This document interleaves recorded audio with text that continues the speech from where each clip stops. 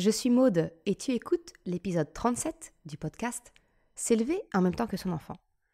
Dans cet épisode, aujourd'hui, je voudrais te proposer une mini-séance de coaching pour comprendre tes émotions afin d'amorcer un changement durable dans ta vie de parent. Salut et bienvenue sur le podcast « S'élever en même temps que son enfant ». Je suis Maude, coach certifiée chez Mercredi, mais surtout maman de 3 enfants. Sur ce podcast, je t'aide à conjuguer la bienveillance avec la réalité de ton quotidien de maman. Utiliser ton choix d'une parentalité bienveillante comme un accélérateur de ton propre développement personnel. T'aider à changer de regard sur les situations que tu vis avec ton enfant pour t'en servir, pour grandir et apprendre sur toi. Salut, je suis contente de te retrouver aujourd'hui. Alors aujourd'hui, un épisode un peu spécial parce que je voudrais te faire vivre un exemple de comment se passe, qu'est-ce que tu peux vivre lors d'une séance de coaching. Alors, bien sûr, chaque séance est individuelle, donc personnalisée. Il n'y a pas 2 séances qui se ressemblent. Mais la base reste souvent la même. La prise de conscience de ce qui se joue dans ton inconscient, qui te pousse à agir d'une certaine façon, d'une manière finalement assez automatisée. Et que ce soit à travers mon accompagnement individuel aujourd'hui, ou par la formation s'élever en même temps que son enfant demain, mon but est le même.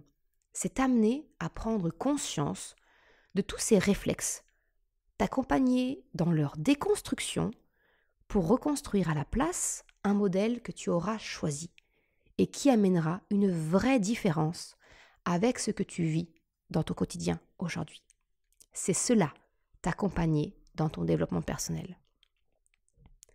Alors aujourd'hui, je souhaite te donner un avant-goût en te proposant une mini-séance de coaching avec cet épisode de podcast. Et tu le sais, selon moi, tout part des émotions. Car les émotions, elles sont porteuses de messages qu'il te faut apprendre à décrypter, comprendre, pour pouvoir apporter la réponse adaptée à ton besoin. Alors aujourd'hui, je te propose un outil de décryptage de tes émotions pour t'aider dans ton quotidien de parent. Car il faut bien reconnaître cette faculté à nos enfants. Des émotions, ils nous en font vivre en permanence, tous les jours, et ça, plusieurs fois par jour. Alors c'est parti pour apprendre à décrypter tous ces cadeaux que t'offre ton enfant. Alors, petit zoom sur ton quotidien de parent, ce qui se passe lorsque ton enfant te pousse à bout. Je vais prendre un exemple très simple, qui je pense parlera à beaucoup de parents. Les jouets éparpillés dans la pièce, partout, sauf dans le bac où ils se rangent en théorie. Et naturellement, plus d'enfants, ils sont juste là, abandonnés. Que fais-tu lorsque tu fais ce constat? Comme moi et comme beaucoup de parents, je suppose, tu râles. Tu répètes pour la 100e fois qu'il faut ranger quand on a terminé de jouer. Répéter te met les nerfs en plâtre, alors tu fais bien passer le message dans ta voix. Tu cries un truc du genre « Hé, les jouets! J'en ai marre de répéter et de devoir passer après toi. Range quand tu as terminé. Le bac, c'est là pour ça, zut à la fin !» Ça sent le vécu, Mais ce à quoi ton enfant, s'il daigne répondre, râlera à son tour, refusera. Bref, mauvaise ambiance garantie à la maison. Analysons un petit peu la situation. Si je résume, premièrement, il y a le constat. Les jouets éparpillés, abandonnés, non rangés. Deuxièmement, ta réaction, ton agacement qui se traduit par le reproche de la situation. Et enfin, le résultat de tout ça, la mauvaise ambiance familiale, de la tension. Tu me suis jusque-là? Ça te parle? Ça te semble familier? Mon job, en tant que coach parental, c'est de te faire prendre conscience qu'au-delà de ces apparences, il y a d'autres étapes qui interviennent. Tu t'en doutes, sinon l'épisode serait déjà terminé. Et que toutes ces étapes, elles sont là plus ou moins, d'une manière plus ou moins inconsciente. Alors, on va faire un petit zoom sur la situation. C'est comme si, avec mes 2 doigts, j'ai l'écran tactile, on agrandit l'image. Effectivement, au départ, il y a bien la situation. On est d'accord, le constat. Mais c'est un constat factuel, une description neutre. Et j'ai envie de te dire que c'est là que réside le piège, la difficulté. Il s'agit de décrire la situation sans aucun jugement. Un peu à la manière d'un texte descriptif dans un roman. Ça pourrait donner « Je vois des jouets sur le canapé, le tapis, sous la chaise, des jouets sans enfant dans la pièce, des jouets abandonnés, le bac de rangement ouvert mais vide, car les jouets sont éparpillés. Mon salon est une aire de jeu, mais sans enfants qui jouent, seulement des jouets laissés à terre, loin de leur lieu de rangement. Et ce n'est plus du tout le lieu de repos que j'apprécie et que je souhaite retrouver. » Mais entre cette description et là où tu vas réagir, eh bien il y a 2 étapes qui s'intercalent et où finalement tout se joue. Tout d'abord, il y a des pensées qui se formalisent dans ton esprit. Ça pourrait donner par exemple « Mais il se moque de moi, il en fait exprès, c'est pas possible. Ça l'amuse de me faire répéter sans arrêt les mêmes choses, me pousser à bout. C'est pas faute de lui avoir déjà répété les règles, de lui avoir donné les moyens à disposition. C'est du foutage de gueule. Clairement, il se moque de moi là. » De ces pensées naît de manière quasi instantanée une ou plusieurs émotions. Je pense que vu ma formulation des pensées, tu auras compris qu'ici, il y a un peu de colère, de la déception, de l'incompréhension, tout ça qui prend racine. Sans parler d'un sentiment de ne pas être respecté. Là, c'est aussi une valeur de respect qui vient d'être heurtée. En coaching, c'est là la valeur ajoutée. C'est le décryptage de ce qui se joue dans ces 2 étapes silencieuses, mais essentielles, entre le constat d'une situation et ta réaction. Donc l'étape d'après, c'est effectivement la réaction. Avec ces 2 informations supplémentaires que sont tes pensées et tes émotions, tu comprends exactement pourquoi tu réagis ainsi. Et la dernière étape, le résultat, tu l'as compris, c'est la conséquence de cette chaîne de réaction, de la situation initiale à la façon dont tu réagis et qui va générer une réponse chez l'autre, ici ton enfant. Alors si ta réaction c'est de crier, menacer, punir, t'imagines facilement le résultat, la conséquence. C'est la mauvaise ambiance familiale, de la tension, des disputes. Comprendre pourquoi est la clé pour pouvoir agir durablement et ne plus continuer dans ce cercle vicieux. Cette situation, cette réaction, ces résultats qui génèrent de la tension, de la mauvaise ambiance au sein de la famille et qui grignotent la relation que tu as avec ton enfant. Tu le sais, là je te parle de ton enfant, mais tout ça c'est valable et transposable dans toutes tes relations, couple, amis, famille, collègues, voisins.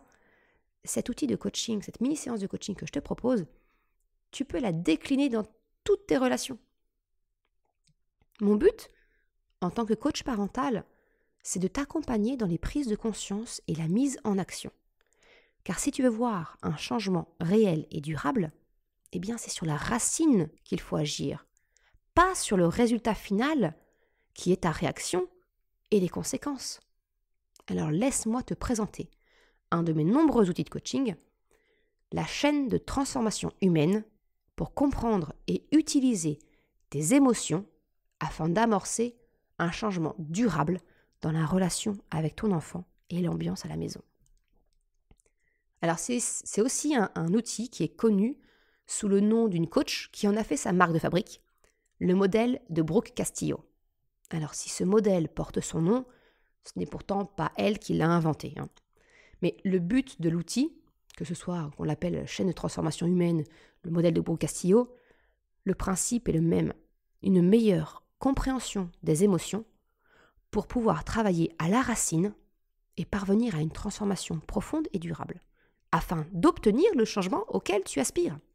Quelques explications du modèle pour comprendre comment décrypter tes émotions.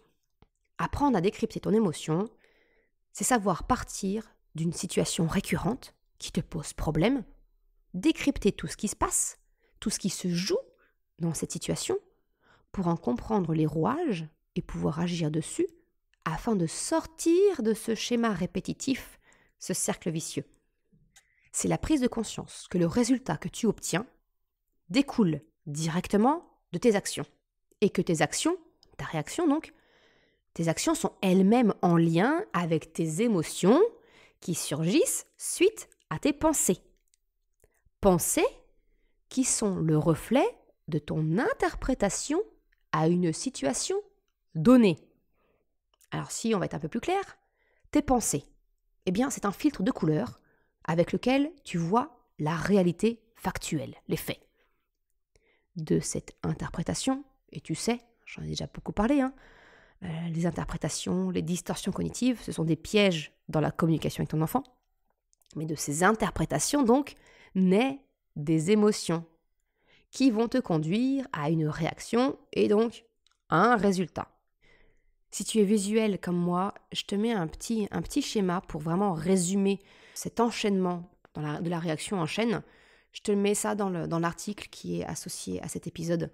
Tu trouveras le lien en description. Ce que je voudrais aujourd'hui, c'est déjà que tu prennes conscience de cette fameuse chaîne de réaction. Parce que tu le comprends, il n'y a pas de lien direct, de cause à effet, entre la situation et ta réaction, contrairement à ce que l'on peut penser. Ce n'est pas ton enfant qui t'a énervé, qui t'a fâché. C'est ton interprétation du constat de ton salon transformé en salle de jeu abandonnée. Pour être clair, je souhaite te faire prendre conscience qu'il faut cesser de rendre responsables nos enfants de notre état émotionnel. Tu sais les petites phrases du style « Tu me fatigues, tu m'énerves, tu m'épuises ». Je t'en ai déjà parlé dans l'épisode 10.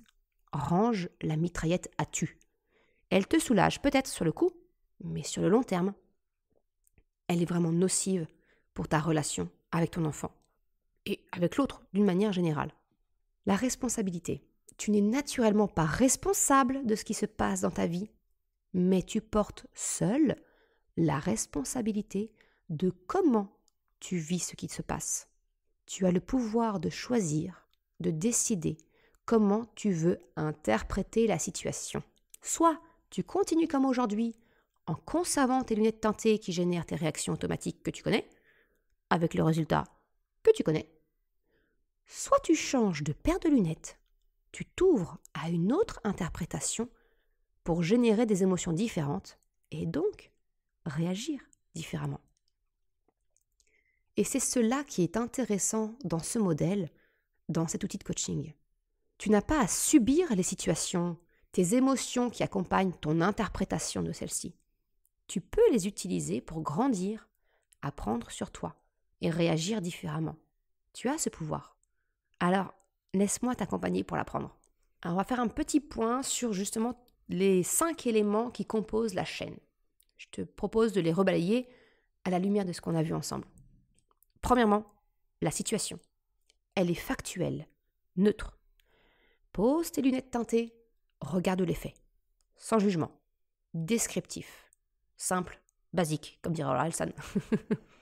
C'est ce que tu constates physiquement de la situation. Deuxième, les pensées. Prends le temps de formaliser ce qu'il te vient à l'esprit à partir de la situation factuelle. Prends conscience du filtre coloré que tu poses sur la situation. C'est l'interprétation que tu as de la situation. Il se moque de moi, il me cherche, on fait exprès, c'est pas possible, etc. Troisième élément de la réaction en chaîne, les émotions. Encore une fois, prends le temps. Développe ton intelligence émotionnelle pour mettre en mots ce que tu ressens. Si tu as besoin d'aide pour ce point, je te rappelle mon guide gratuit, la boussole des émotions, ou bien encore mon accompagnement individuel ou ma formation. Bref, tu as tous les liens en description de l'épisode. Mais c'est vraiment crucial pour voir changer tes comportements automatiques, de prendre le temps d'analyser ces 2 points, pensée et émotion. Quatrième élément de la réaction en chaîne, eh bien, ta réaction, comment tu agis. Cette étape, tu la connais bien, c'est ce qui te vient automatiquement. Mais maintenant que tu as appris à analyser ce qui se passe réellement en toi à travers tes pensées et émotions, eh bien, tu es en capacité de déconstruire tes réactions automatiques, tes réflexes.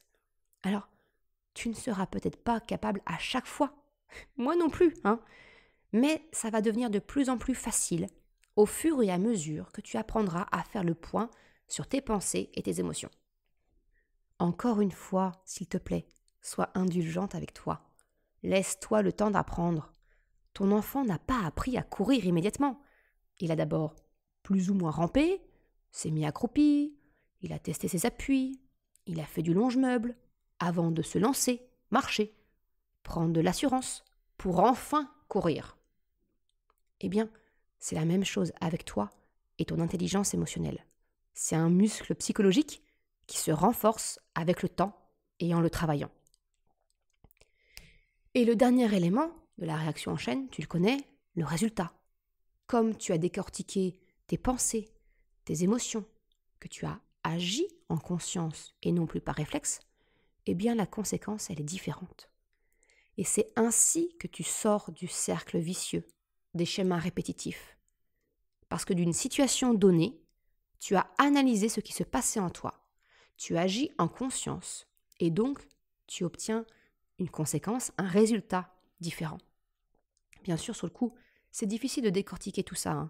Mais quand tu constates qu'une situation a tendance à se reproduire, tu peux le faire tranquillement, à froid, quand c'est espacé, d'analyser un petit peu tout ça pour t'entraîner.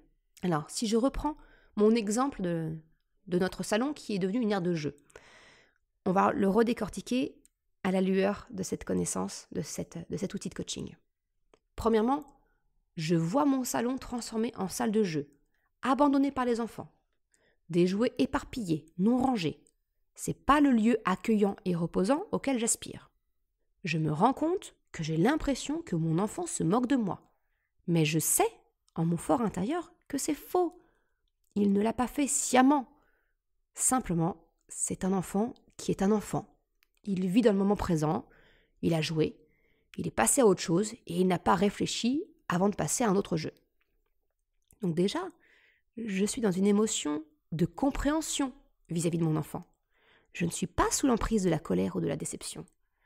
Je suis dans une émotion d'indulgence et de compréhension. Je vais donc passer à la phase d'action. Je vais voir mon enfant en train de jouer ailleurs pour lui expliquer ce que j'ai constaté. Le salon n'est pas rangé.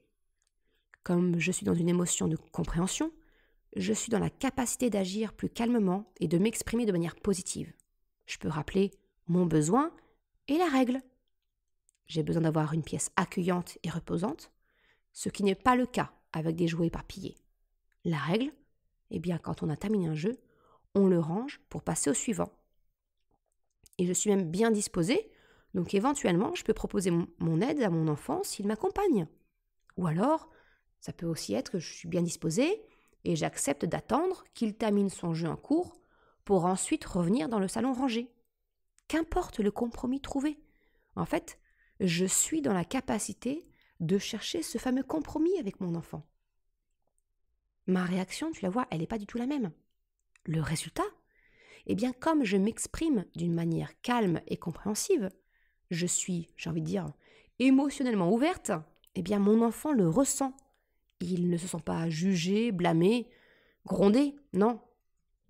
Donc lui aussi, il est peut-être mieux disposé à entendre mon message de rappel, ouvert au dialogue. Le résultat, tout ça, l'ambiance, elle est plus calme, sereine. C'est un échange positif.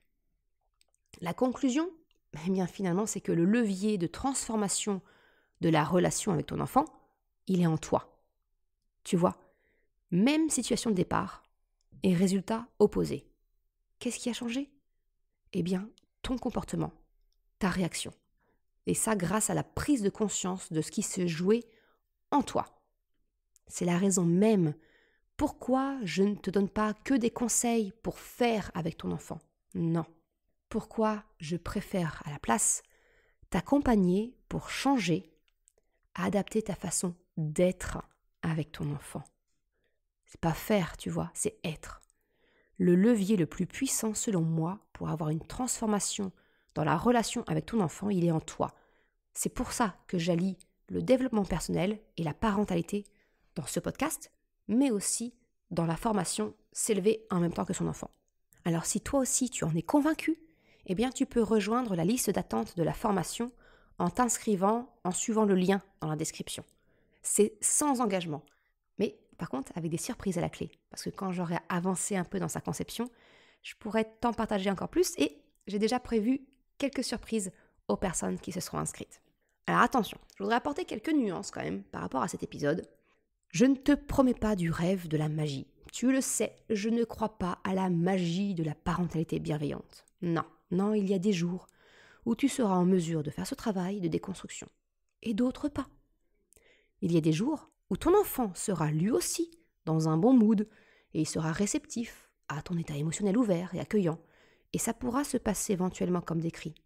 Mais il y aura aussi d'autres jours où lui aussi, peut-être, il sera dans un autre contexte émotionnel.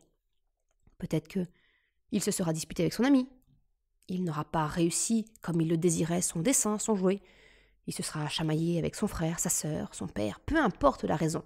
En fait, il ne sera pas dans un état émotionnel positif et réceptif. Il sera alors complètement hermétique au tien et ça sera un refus et la porte ouverte à une dispute supplémentaire et à de la mauvaise ambiance. Et c'est normal parce que c'est ça aussi la vie, avec son lot d'imprévus, positifs comme plus ou moins désagréables. Donc non, ça ne marchera pas à tous les coups. Mais alors, j'ai envie de te dire, si c'est le cas, de t'inviter à reprendre le modèle de déconstruction proposé. Analyse, cherche, comprends et adapte ta réaction. C'est une occasion supplémentaire pour apprendre et progresser. Et comme la parentalité bienveillante n'est pas magique, ce n'est pas que des outils, eh bien c'est une occasion supplémentaire pour toi de progresser dans ta façon d'être. Un petit bonus, ce que tu peux apprendre à ton enfant, ce qui découle de cet outil, tu peux le transmettre à ton enfant avec 2 principes. Premièrement, c'est que s'énerver pour des choses dont on n'a pas le contrôle, ça ne sert à rien. Exemple, ton enfant s'agace d'être attaché et de ne pas pouvoir bouger en voiture alors que vous êtes dans les bouchons. Il peut se mettre à pleurer, crier, tenter de s'extraire de son siège. Ça ne change en rien la situation. La circulation est bloquée, vous n'arriverez pas plus vite à la maison. Et je te glisse à l'oreille que c'est la même chose pour toi. Tu auras beau pester contre le tracteur, l'accident, les travaux, ça ne change pas les faits. Tu es bloqué dans les bouchons. S'énerver pour des faits dont on n'a absolument aucun contrôle, c'est inutile, mais surtout contre-productif, parce que ça nous conduit à un état émotionnel désagréable. C'est comme si tu armais une bombe qui n'attend plus que l'étincelle pour exploser. En fait, c'est vivre dangereusement, inutilement. Concrètement, apprends à ton enfant à distinguer les situations où il n'a aucun contrôle. Et lui apprendre, ça passe par lui montrer comment toi, tu réagis dans de telles situations. Si tu restes calme dans les bouchons, tu auras plus de poids à le lui expliquer que de lui crier de se calmer parce que toi aussi ça t'énerve. La deuxième leçon de ce modèle de décryptage des émotions, découle directement du premier. Si tu n'as pas le contrôle sur la situation, il en est tout autre du filtre que tu appliques à la situation. Comment tu perçois la situation? Je te l'ai dit, tu n'es pas responsable de ce qui t'arrive, mais tu es responsable de comment tu décides de le vivre. Tu en as le pouvoir. En apprenant à lever le voile sur tes pensées et tes émotions, retirer ce filtre qui teinte les faits. C'est ça finalement, apprendre à accueillir les émotions de ton enfant via ses pensées. Alors si je reprends mes bouchons et l'énervement de ton enfant, tu peux lui faire prendre conscience des pensées et émotions qu'il traverse. Rester coincé, c'est rentrer plus tard à la maison. C'est peut-être avoir peur de ne pas avoir le temps de jouer autant qu'il le souhaite. C'est penser « je perds mon temps, j'ai mieux à faire ». Je me sens bloqué, coincé, pris au piège, privé de liberté peut-être. Je ne peux pas bouger, j'ai envie de bouger. Je me sens en colère, je me sens frustré. Faire ce constat, ça permet d'agir sur la perception qu'il a de la situation. Ce n'est pas ta faute si la circulation est bloquée. Là, tout de suite, tu ne peux rien faire pour changer ça. C'est hors de ton contrôle, indépendant de ta volonté. Tu n'as pas volontairement voulu te retrouver bloqué. Tu n'as pas le désir caché de l'empêcher de jouer en rentrant, de réduire son temps de jeu. Non, ça n'a jamais été ton but. Et aussi, tu n'es pas contre lui. Cette perception différente de se rendre compte que ce n'est pas toi, que ce n'est pas contre lui, ça changera la donne chez ton enfant. Si ton enfant peut continuer de ressentir de la colère, parce que c'est tout à fait légitime, celle-ci n'est plus dirigée contre toi. Ce n'est plus ton enfant contre toi, c'est plutôt vous deux face à la situation. Ça a l'air de rien comme ça, un léger pivot de comportement, mais avec un grand impact sur le résultat. La colère de ton enfant n'est plus dirigée contre toi. Tu peux alors lui expliquer, qu'avec ou sans colère, la situation, elle est ce qu'elle est. Ça ne changera rien, si ce n'est finalement l'ambiance entre vous, l'ambiance dans la voiture. Et que vous avez, lui et toi, le pouvoir magique de changer la perception de la situation. Oui, vous êtes bloqué. Et si on saisissait cette occasion pour discuter du programme du week-end? Qu'est-ce que tu aimerais aller faire? Du vélo, en forêt, à la piscine? Ou alors, qu'aimerais-tu manger ce soir? Tu m'aides à inventer les menus de la semaine? Peut-être parler d'un jeu qu'il aimerait faire avec toi? Peu importe. Le but, c'est vraiment de lui montrer que s'il n'a pas le pouvoir de changer la situation, il a le pouvoir de décider comment il veut vivre ce moment. Ça, c'est lui qui le décide. Exactement comme la prise de conscience que j'essaye de te montrer aujourd'hui à travers cette séance de mini-coaching. Alors, si tu veux retrouver facilement cet outil, je te mets un lien pour télécharger gratuitement un petit mémo à mettre sur le frigo pour t'aider au quotidien. Je te remercie d'avoir écouté cet épisode jusqu'à la fin. Tu retrouveras, comme d'habitude, une retranscription sur le site mercredi.com. Si tu as aimé cet épisode, s'il t'a été utile, je t'invite à le partager, à en parler autour de toi, ou si le cœur t'en dit, de me laisser une note 5 étoiles et un commentaire sur Apple Podcast ou Spotify. Ça me permet de faire connaître le podcast et ça m'encourage à progresser. Un grand merci à celles et ceux qui prennent le temps de le faire.